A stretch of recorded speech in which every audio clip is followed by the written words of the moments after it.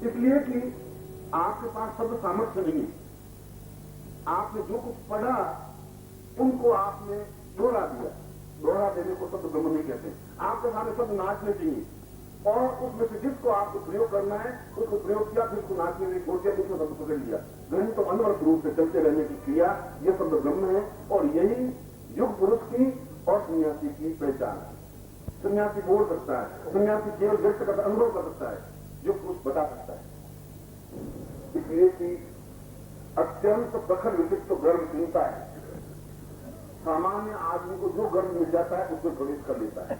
यह जीव और ये ब्रह्म का मूल रूप से अंतर है। जीव मरता है तो वापिस जो भी गर्व मिल जाता है उसमें जो गर्व तैयार होता है उस गर्व में उसको प्रवेश करना ही पड़ता है। उसके सिलेक्शन उसके पास नहीं होता, वो सिलेक्शन कर ही नहीं सकता क्योंकि उसके पास सामर्थ्य नहीं है। मरने के बाद उसके पास सामर्थ्य रही नहीं। मगर जो युग पुरुष है, जो शब्द की सामर्थ्य लिए हुए है, जिसमें तेजस्विता है, जो प्रखरता है, वो सामान्य गर्भ में जन्म नहीं ले सकता। गर्भ उसको एक्सेप्ट करेगा ही नहीं। उसके लिए वह उस गर्भ को चुनेगा जो गर्भ सामर्थ्यवान होगा, क्षमतावान होगा। हो सकता है उसको 10 साल लग जाए उस गर्भ को चुनने में, 20 साल लग जाए, 25 साल लग जाए। महावीर को गर्भ चुनने में 250 साल लगा।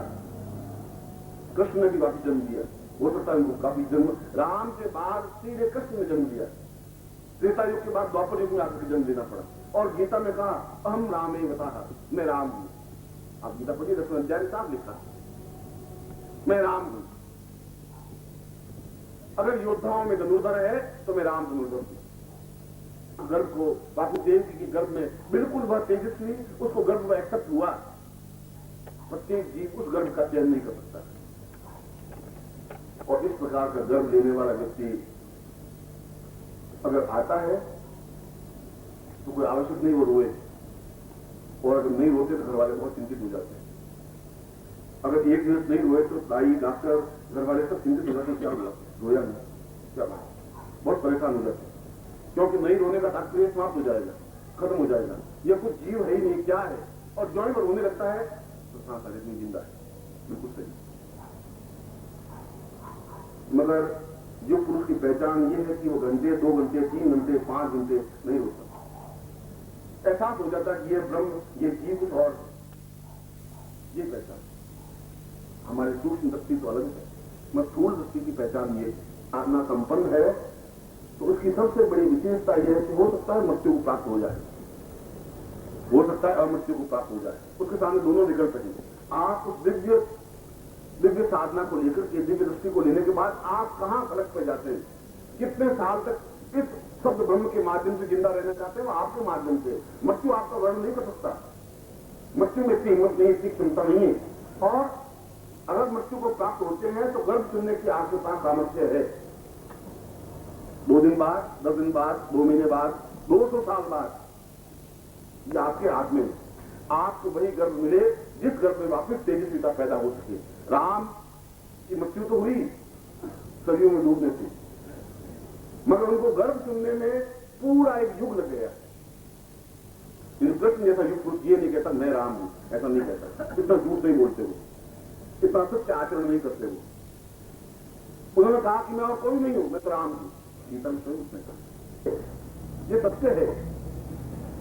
मैं इस दिव्य साधना जो आपको मैं दिव्य साधना देने जा रहा हूं, मैं उसका एक सिम्टम समझा रहा हूं कि दिव्य साधना, शास्त्रीय प्रमाण यह है कि दिव्य साधना केवल सन्यासी को ही दी जा सकती है और सन्यासी जो छोड़ सके, त्याग कर सके। त्याग करने की क्रिया होनी चाहिए और त्याग वह होगा जब उसके पास कोई चीज होगी तो त्याग करेगा। ये है ही नहीं तो त्याग करेगा ही क्या। तो मेरी दादी कहती थी, मुझे पूरा ज्ञान नहीं, दादी कहती थी कि बहुत तू अशुभ है, तू अशुभ पैदा हुआ। मैंने कैसे, कि तू रोया ही नहीं, 2 घंटे हो गए और हम तो दफनाने की सोच रहे थे। तो छोटे बालों को दफना जगह तो नहीं, ये तो कुछ सांस ले नहीं रहा है और रो नहीं रहा है, तो या तो ये अल्पविकसित है, पूरे 9 महीने का है ही नहीं, और था तो 9 महीने का गर्भ, फिर क्या हुआ। और ये कैसी बहू घर में आ गई, ये तो बेटा ही रो ही नहीं रहा है और बड़ा सुई चुभ गई, ये तो रोई नहीं। फिर 2.5 घंटे बाद रोए तो दादी को सांस आया नहीं, अब जिंदा रह गए, अब जिंदा रह गए। कहीं घबराने की जरूरत नहीं। आपको दुख हो ही नहीं सकता, वेदना नहीं हो सकती, फिर आपको परेशानी नहीं आ सकती, फिर आपको किसी प्रकार डिफिकल्टी नहीं आ सकती। इस दिव्य साधना के बाद में कई परिवर्तन आएंगे आपके जीवन में। दिव्य साधना के बाद में आपके जीवन में एक आनंद का, ऊर्जा का प्रवाह पैदा होगा। एक एहसास होगा कि जैसे आप में एक अत्यंत मस्ती आ रही है, एक तरंग आ रही है, लहर आ रही है, बैठे 5-10 मिनट एक बहुत अपनी धुन में, अपनी चेतना में विविध दृश्य आपको दिखाई देंगे। ऐसा लगेगा जैसे आप कहीं थे। अब एकदम से धुंधलाहट में तो दिखाई नहीं देगा। पहली बार गांव की किसी व्यक्ति को लाके टीवी दिखाएं, टेलीविजन, तो उनको चित्र समझ में आएंगे नहीं। पर तो मैंने आपको दीक्षा दी थी,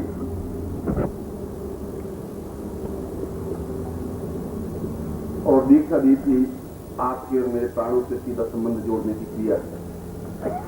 और आज सुबह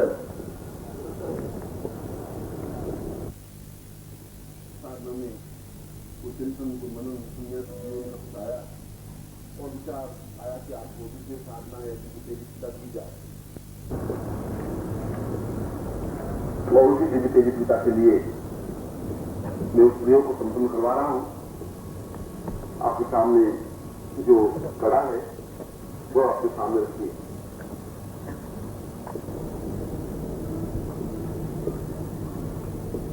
आज मैं दिव्य प्रयोग दे रहा हूं। कल आप जो ये प्रयोग कर रहे हैं, जो दिव्य प्रयोग कर रहे हैं, केवल वे एक पन्ने पर अपना नाम लिख करके मेमोरी जी को दे दें। मैं आपको नया नाम कर दूंगा। ये जरूरी है, साधना के लिए आवश्यक है। क्योंकि जब भी दिव्य साधना से संबंधित मंत्र जब करें तो फिर आपको उस नाम का उच्चारण करें जो नाम मैं आपको दूं। क्योंकि यह शरीर जो संन्यास जीवन में जा रहे हैं, और मैं सावधि संन्यास कह रहा हूं, मैं आपको संकल्पित कर रहा हूं और संकल्पित कर रहा हूं कि आपको जितनी क्षमता उतना अपने आप लें। 2 मिनट का लें, 5 मिनट का लें, आधे घंटे का लें जरूर, और उसमें साधना को करें बिल्कुल तटस्थ होकर के। दूध जल रहा है तो फिर आपको चिल्ला के कहने की उतनी कहीं खुदी वो देख, दूध जल रहा है, मैं तो मंत्र जाप कर रहा हूं, मैं तो उठ नहीं सकता, तो दूध जल रहा है, ध्यान दो थोड़ा, क्या भाव है, 8 रुपए किलो है, चिल्ला नहीं जलता है, फिर आप सन्यासी बन जाए उस समय। मैं कल इस कड़े के बारे में बोलूंगा, जैसे कड़े का तात्पर्य क्या है, चिंतन से आज लेट हो रही थी। और मैं कल समझा रहा था कि मंत्र माला के 108 मंत्रों का मूल तात्पर्य ये होता है कि ध्यान की प्रक्रियाएं 108 होती है, एक ही ध्यान नहीं होता। ध्यान करने की 108 प्रक्रियाएं हैं हमारे साधनाओं में बताइए। 108 तरीके से मन के अंदर उतरा जाता है, 108 तरीके से ध्यानस्थ बन सकते हैं। और यह है कि किसी साइड से ध्यान से उतरे, वह ध्यान की चैनल है, और चैनल उतरते उतरे वापस उसी जगह पहुंच जाएंगे। माला का मन का ये है, आप इधर से शुरू करें तब भी सुमेरु पर पहुंच जाएंगे, इधर से शुरू करेंगे तब भी सुमेरु पर पहुंच जाएंगे। जहां आप स्टैंड कर रहे हैं वहां से ध्यान शुरू करें, और पूरा ध्यान समाप्त होने पर 108 शरीर के बिंदुओं को स्पर्श करेगी, और ध्यान की 108 प्रक्रियाओं के बाद ठीक आप उसी जगह आएंगे, चेतन हो जाएंगे। ये माला का मूल तात्पर्य 108 बिंदुओं का तात्पर्य है। और प्रत्येक 108 ध्यान के नाम है, उनकी प्रक्रियाएं हैं, उनका चिंतन है, उनके मंत्र हैं, उनकी क्रियाएं हैं। मैं सोचता हूं कभी उन 108 ध्यान प्रक्रियाओं पर पूरी एक पुस्तक लिखी जानी चाहिए। कभी प्रभु समय से